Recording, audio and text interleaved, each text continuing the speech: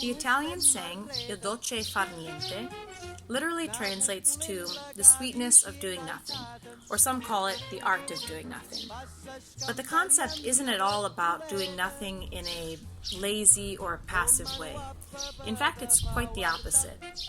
For me, and what I've kind of absorbed over 10 years of living in Italy, is that this is a way of doing things, even the simplest, seemingly meaningless things, in an intentionally enjoyable way. So a way that makes life sweet. Il dolce far niente is like the philosophy of Italian lifestyle. Life at a slower pace than what we're used to or what's typical in the United States. So not having to race the clock or race time at all. An example is the siesta. So the 2, 3, sometimes 4 hours in the middle of the day when shops will close up, or a lot of them will close. A lot of people will go home from work to have lunch, most of the time with their families.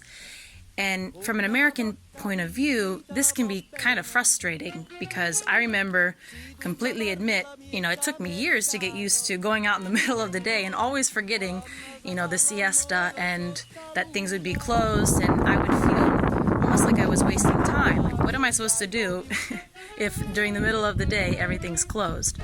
But for Italians, they don't get anxious about concepts like wasting time. For them, these moments of doing nothing are actually what make life even sweeter.